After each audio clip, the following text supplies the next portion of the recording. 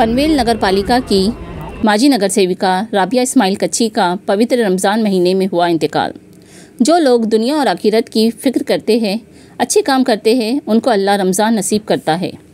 मरहुमा ने पनवेल के माजी उपनगर अध्यक्ष आरिफ शफीक पटेल, फारूक शेर बड्डी, श्रीकांत ठाकुर के साथ पैनल में पनवेल नगर पालिका इलेक्शन में अपनी जीत हासिल करके कौम और शहर की तरक्की के लिए काम किए। उनकी मैयत में शेतकरी कामगार पक्ष के काफ़ी लीडर माजी नगर सेवक आए थे।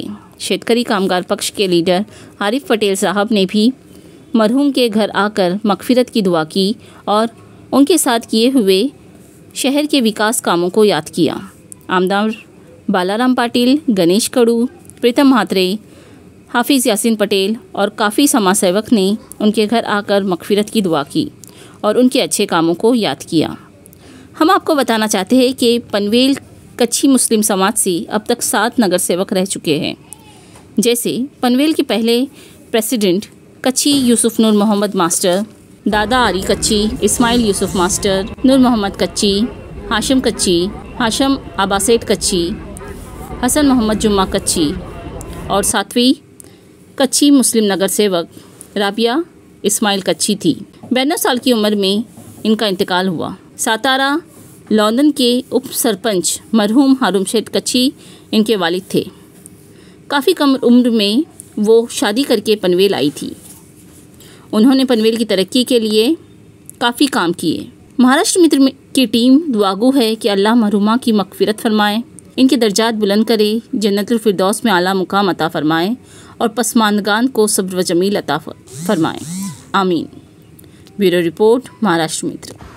माजी नगर सेविका राबिया इस्माइल कच्ची, इनके इंतकाल के बाद बैठने के लिए शेतकरी कामगार पक्ष के सभी नेता लोग आ ही रहे हैं। इसी के साथ हमारे साथ में अभी माजी आमदार बालाराम पाटिल और गणेश करू साहब और शेतकरी कामगार पक्ष के युवा नेता यासीन आरिफ पटेल, फक्कू मुबारक और राजेश किनी साहब मौजूद है। इनके साथ ही हम उनको पूछेंगे आज क्या मतलब वो मिस कर रहे हैं। अभी जैसे थोड़ी देर पहले ही हमारी उनसे बातचीत जब हुई तभी उनसे पता चला कि शिव जयंती के जब मिरुनुक निकलने की तभी वो राबिया मासी का हमको अब जब भी यहाँ से गुजरेंगे तो वो हाथ दिखेगा। अक्सर वो शिव जयंती के मिरुनुक में या किसी भी विजय रैली में भी अक्सर हाथ दिखाया करते थे और ऐसे ही उस मिरुनुक का स्वागत करते।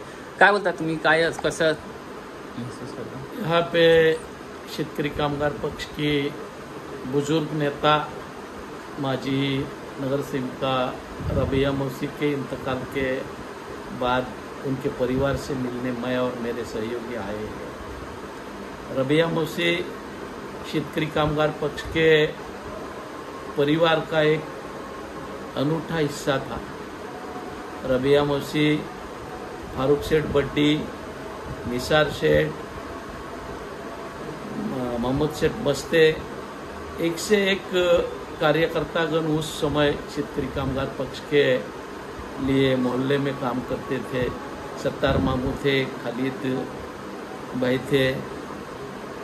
जब उनके गुजरने की खबर सुनी तो हालांकि मौसी की उम्र काफ़ी हो चुकी थी, 80-85 के बीच में वो रहेगी, लेकिन अपने घर का एक मेंबर गुजर गया हो ऐसी मेरी भावना थी।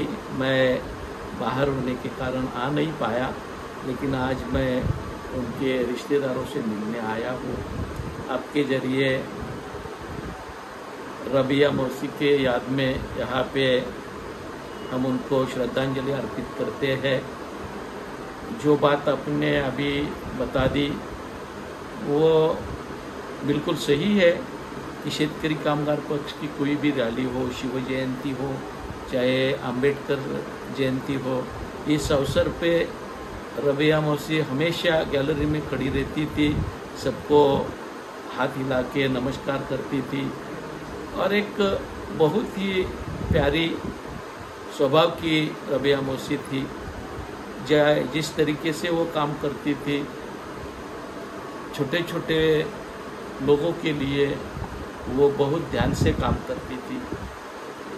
दीवा पाटिल साहब हो या मेरे वालिद दत्तू पाटिल हो, विवेक पाटिल साहब हो, इन सबके साथ उनकी बहुत अच्छे रिश्ते थे। और शेतकरी कामगार पक्ष ही अपना परिवार है, इस भावना से रबिया मौसी यहाँ पे काम करती थी।